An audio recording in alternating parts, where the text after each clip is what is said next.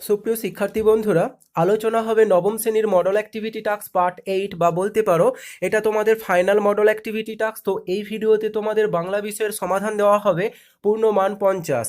আর অন্যান্য বিষয়গুলো তোমরা অবশ্যই দেখে নিও, ভিডিও ডেসক্রিপশনে লিঙ্ক পেয়ে যাবে। একে দাগে দেখো, এখানে বলেছে ঠিক উত্তর নির্বাচন করো বা বেছে নিয়ে লেখো। প্রথম প্রশ্ন, ঈশান হলো উত্তর পূর্ব কোণ, উত্তর পশ্চিম কোণ, দক্ষিণ পূর্ব কোণ, পশ্চিম কোণ। তো এখানে সঠিক উত্তর নিশ্চয়ই তোমরা দেখতে পাচ্ছ, অন্য কালি দিয়ে চিহ্নিত করা হয়েছে অপশান ক, অর্থাৎ উত্তর পূর্ব কোণ। পরের কোশ্চেন দেখো, আজ আমার সংসার চলবে কিভাবে? এই প্রশ্নটি করেছে সূচক, জানক, ধীবর, রাজশ্যালক। তো উত্তরটা দেখো অপশান গ হবে, এটা ভুল করে খ হয়ে গেছে। তো যাই হোক, এটা গ অর্থাৎ ধীবর হবে তোমাদের সঠিক উত্তর। এর পরের প্রশ্ন দেখো, বন্ধুগণ হাসবেন না এ কথা বলেছে কে? তো এখানে সঠিক উত্তর তোমরা দেখতেই পাচ্ছ, প্রথমে যেটা দেওয়া আছে এলিয়াস। এর পরের কোশ্চেন দেখো, মাস্টার মশাইয়ের কাছ থেকে এইটুকুই আমার নগদ লাভ। বক্তার লাভ হয়েছিল 5 টাকা, 10 টাকা, 15 টাকা, 20 টাকা। সঠিক উত্তর অপশান খ, অর্থাৎ 10 টাকা। তারপর থাকছে দেখো, নৌর কবিতাটি যে কাব্যগ্রন্থ থেকে নেওয়া হয়েছে? অপশান খ সঠিক উত্তর, অর্থাৎ সাদা মেঘে কালো পাহাড়। পরের কোশ্চেন এখানে বলেছে দেখো, দুইয়ের দাগে তোমাদের কম বেশি 15টি শব্দের মধ্যে উত্তর দিতে হবে। 1 নম্বর প্রশ্ন দেখো, প্রজা চমকিত। তো প্রজা চমকিত কেন? উত্তর, বিধ্বংসী ঝড় বৃষ্টির তাণ্ডবে কলিঙ্গ দেশে সমগ্র প্রকৃতি ধুলোয় ঢেকে যায় এবং শস্য ক্ষেতের ফসল নষ্ট হওয়ায় প্রজা চমকিত। এর পরের কোশ্চেন দেখো, ধীবর বৃত্তান্ত নাট্যাংশে ধীবরের বাড়ি কোথায়? উত্তর, ধীবর বৃত্তান্ত নাট্যাংশে উল্লেখিত ধীবরের বাড়ি চক্রাবতারে। নেক্সট কোশ্চেন, ইলিয়াস তো ভাগ্যবান পুরুষ, কারা একথা বলেছিল? ইলিয়াসকে ভাগ্যবান বলতো ইলিয়াসের প্রতিবেশীরা। পরের কোশ্চেন, মনে এলো মাস্টারমশাইয়ের কথা কখন এমনটি ঘটেছে? কথকের মনে মাস্টারমশাইয়ের কথা এসেছিল যখন একটি পত্রিকার পক্ষ থেকে ছেলেবেলার গল্প লেখার ফরমাস এসেছিল। নেক্সট কোশ্চেন, বিরামহীন এই দাঁড় টানা, কবি দাঁড় টানাকে বিরামহীন বলেছেন কেন? তো উত্তরটা দেখো, কবির দাঁড় টানাকে বিরামহীন বলা হয়েছে কারণ কবি এগিয়ে যাওয়ার ইচ্ছেটা কখনোই ফুরিয়ে যায় না।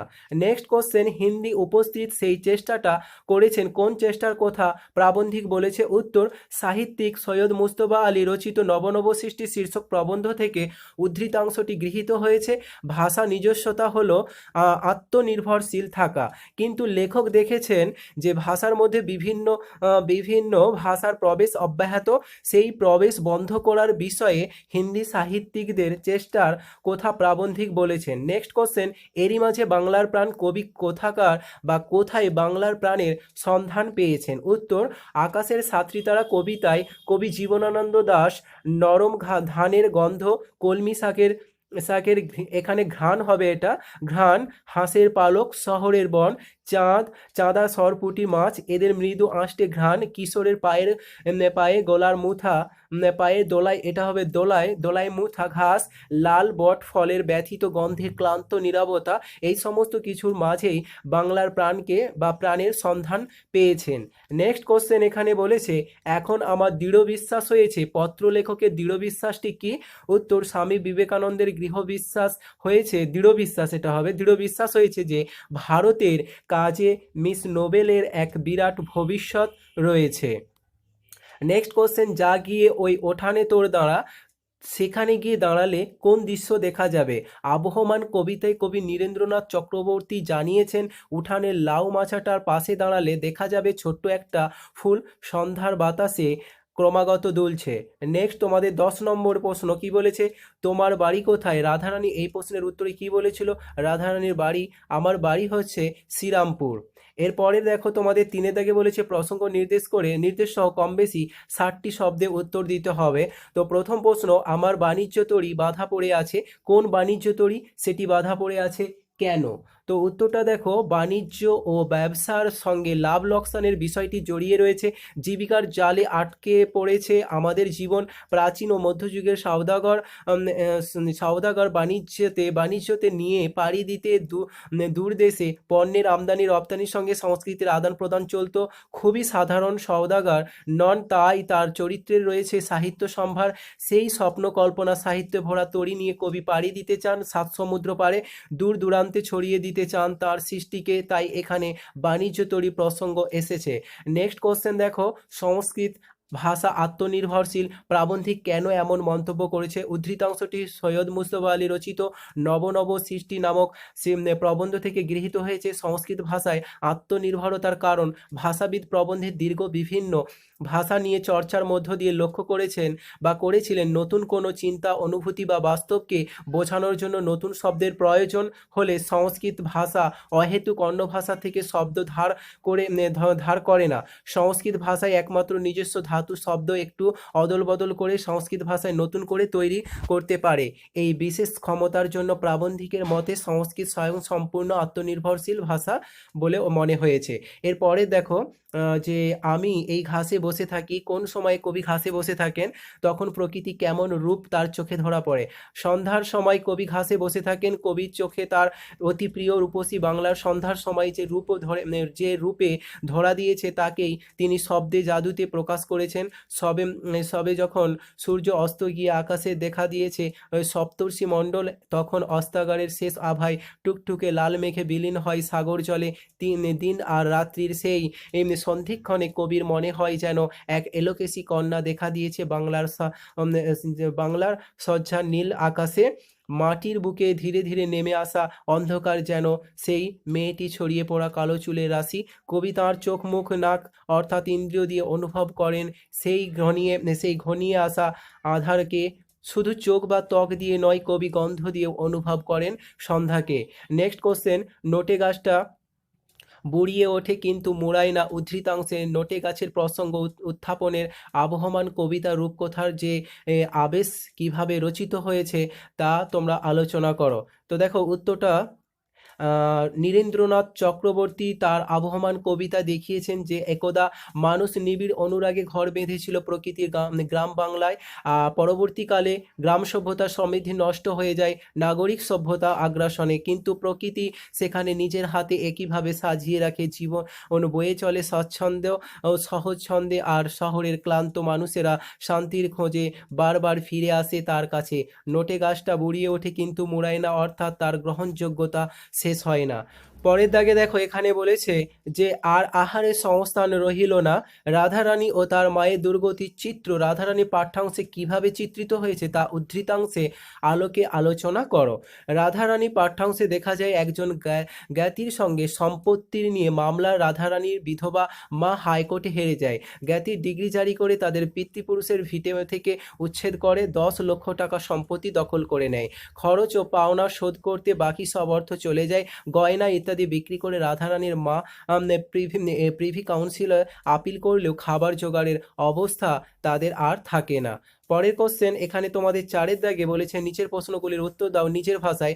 প্রথম প্রশ্ন দেখো, নিরবধি 7 দিন বৃষ্টি নিরন্তর এই প্রাকৃতিক বিপর্যয় কলিঙ্গবাসী জীবনকে কিভাবে বিপন্ন করে তুলেছিল তা আলোচনা করো।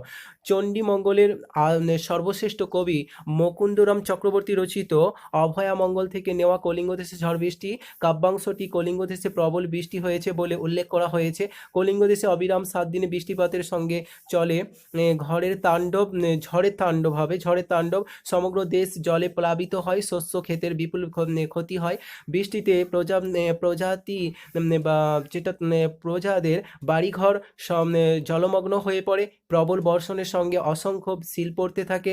ভাদ্র মাসে তালের মতো বড় ছেলের আঘাতে যেটা ঘরের চাল ভেঙে যায় এবং দেবী চণ্ডীর আদেশে পবনপুত্র বীর হনুমান ঝড় উঠবে এবং কলিঙ্গ দেশে দূরে ধ্বংসলীলা চালান। তার দাপটে মঠ অট্টালিকা সব ভেঙে খান খান হয়ে যায়। দেবীর আদেশেই নদ নদী কলিঙ্গ দেশের দিকে ধেয়ে আসে। বিরাট বিরাট ঢেউয়ের আঘাতে বাড়িঘর মাটিতে পড়ে যায়। জলস্থলে একাকার হয়ে গিয়ে জনজীবন বিপর্যস্ত হয়ে পড়ে। সাপ আশ্রয় হারিয়ে ফেলে, ভেসে বেড়ায়। কলিঙ্গ দেশের স্থলভূমি জলে পূর্ণ। প্রজারা শঙ্কিত হয়ে পরিত্রাণ পাওয়ার জন্য ঋষি জৈমিনীর স্মরণ করতে থাকে। ঘন কালো মেঘের আড়ালে সূর্যমুখ লুকায় হলে এখানে তারপর বলেছে যে প্রজাদের জীবন দুর্বিষহ হয়ে পড়ে 7 দিনের অবিরাম বৃষ্টিতে। শঙ্কিত ও বিপদগ্রস্ত কলিঙ্গ দেশের প্রজাদের দুর্দশা চরমে ওঠে। পরের প্রশ্ন দেখো, চিঠি অনুসারে স্বামী বিবেকানন্দের বিদেশি ও ভক্ত অনুগামীদের পরিচয় দাও। উত্তর, স্বামীজি চিঠিতে যে সমস্ত বিদেশি ও বিদেশিনীদের নাম উল্লেখ করেছেন তার মধ্যে প্রথমেই তিনি তার শিষ্য মিস নোবেল এর কথা লিখেছেন। তাকে এই চিঠিটি লিখেছেন যে মিস মার্গারেট নোবেল স্বামীজির কাছে দীক্ষা গ্রহণ করেন এবং তার আদর্শে ভারতের নারী সমাজের কল্যাণে জীবন উৎসর্গ করেন। কলকাতায় বাগবাজারে একটি বালিকা বিদ্যালয় স্থাপন করেন, যেটির নাম নিবেদিতা বালিকা বিদ্যালয়। মিস হেনরি যেটা মুলার সাময়িকীকে বেলুর মঠ স্থাপনের কাজে অর্থ সাহায্য করেছিলেন। মিস মুলার এর বাড়িতে স্বামীজিকে কিছুদিন অতিথি হিসাবে ছিলেন এবং মিস মুলার আজন্ম মৈত্রী মনোভাবাপন্ন স্বামীজি বলেছিলেন যে তার কিছুটা রুক্ষ মেজাজি ও অস্থি রচিত, তবে তিনি আবার সহৃদয় অমায়িক। মিসেস সেভিয়ার সম্পর্কে স্বামীজি খুব প্রশংসা করেছেন। তিনি বলেছেন মিসেস সেভিয়ার খুবই স্নেহময়ী। তার স্বামী ক্যাপ্টেন JH সেভিয়া দম্পতি একমাত্র ইংরেজ যারা এই দেশীয়দের ঘৃণা করেন, তবে এদের কোনো নির্দিষ্ট কার্যপ্রণালী নেই। স্বামীজির দুজন বন্ধু হলে মিস ম্যাকলাউড আর একটা হচ্ছে বোস্টেন মিসেস বুল। তারা খুবই উপকারী, স্বামীজিকে নানান কাজে সাহায্য করেছেন। ম্যাকলাউড আর মিসেস বুল বেলুর মঠ স্থাপনে অনেক অর্থ সাহায্য করেছেন। স্বামীজি তার একজন ইংরেজ ভক্ত মিস্টার স্টার্ডির কথা বলেছেন। তিনি স্বামীজিকে ইংল্যান্ডে বেদান্ত প্রচারের কাজে সাহায্য করেছিলেন। পরের কোশ্চেন দেখো তোমাদের 5-এর দাগে বলেছে কারভাস যে এখন সাধারণ কাকের থেকে নিজেকে আলাদা রাখতে চায় তার স্পষ্ট প্রমাণ আজকে পেলাম। প্রফেসর শঙ্কু কিভাবে সেই প্রমাণ পেয়েছেন? উত্তর, সত্যজিৎ রায় রচিত কারভাস গল্পে প্রফেসর শঙ্কু তৈরি অর্নিথন যন্ত্রের মাধ্যমে 2 সপ্তাহের মাধ্যমে কারভাসের শিক্ষার অভাবনীয় উন্নতি ঘটেছিল, আর তারপর থেকেই সে নিজেকে অন্য সাধারণ কাকেদের থেকে আলাদা মনে করতে শুরু করে। একদিন দুপুরে হঠাৎ খুব বৃষ্টি শুরু হয়, সঙ্গে বিদ্যুৎ ও বজ্রপাত। 3টে নাগাদ এক কান ফাটানো বাজ পড়ার শব্দ হলে প্রফেসর শঙ্কু জানালার কাছে গিয়ে দেখেন তার বাগানের বাইরে শিমুল গাছটা থেকে ধোঁয়া বেরোচ্ছে। বিকেলে বৃষ্টি থেমে গেলে বাইরে কাকেদের প্রচণ্ড কোলাহল শোনা যায়। সে অঞ্চলে সব কাক ওই মোড়া গাছটার কাছে এসে কোলাহল করতে শুরু করে। প্রফেসর তার চাকর প্রহ্লাদকে ব্যাপারটা দেখতে পাঠালে সে ফিরে এসে জানায় যে ওই গাছটার নিচে একটা কাক মরে পড়ে আছে, তাই কাকেরা এত চেঁচাচ্ছে। বোঝা যায় ওই বাজ পড়ার ফলেই যে ঝাঁকটা বা কাকটার মৃত্যু হয়েছে, এটা কাকটা লিখবে, কাকটার মৃত্যু হয়েছে। কিন্তু আশ্চর্যের বিষয়, যেখানে কাকেরা এসে জড়ো হয়েছে সেখানে কারভাস প্রফেসরের ঘর থেকে বেরোনোর কোনো আগ্রহ দেখায়নি। সে একমনে তখন পেন্সিল দিয়ে প্রাইম নাম্বারস অর্থাৎ মৌলিক সংখ্যা লিখছিল। এই ঘটনায় প্রফেসর শঙ্কু বুঝতে পারেন যে কারভাস নিজেকে সাধারণ কাকেদের থেকে আলাদা রাখতে চায়। এরপরে দেখো তোমাদের 6-এর দাগে কি বলেছে, ধনাত্মক অব্যয় যেটা প্রত্যয়ের একটি উদাহরণ, চল যেটা গমন করা যুক্ত চালি। এরপরে দেখো মৌলিক শব্দ বলতে কি বোঝো? সংস্কৃত থেকে যেসব শব্দ অবিকৃতভাবে বা পরিবর্তিত আকারে বাংলায় এসেছে তাদের বলা হয়ে থাকে মৌলিক শব্দ। পরের কোশ্চেন, নবগঠিত শব্দকে কয়টি শ্রেণীতে ভাগ করা হয়?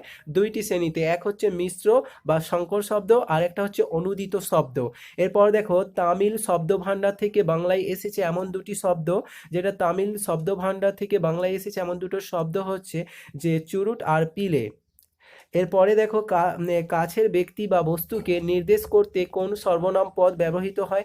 কাছের ব্যক্তি বা বস্তুকে নির্দেশ করতে সর্বনাম ব্যবহৃত হয়, নির্দেশক সর্বনাম ব্যবহৃত হয়, যেমন ওটা রেখে দাও। এরপরে তোমাদের দেখো 7-এর দাগে বলেছে ভাব সম্প্রসারণ করো। ধর্মের নামে মোহ এসে যারে ধরে, অন্ধ সেজন মারে আর শুধু মরে।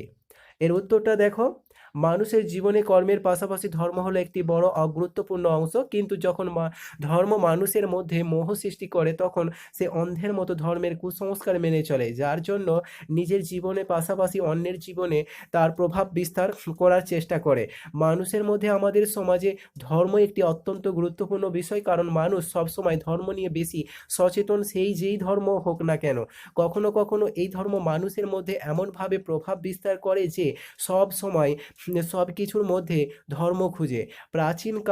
প্রাচীনকাল থেকেই মানুষ প্রাচীনকাল থেকেই মানুষের মধ্যে ধর্ম নিয়ে নানান সংস্কার বিস্তার হয়ে আছে।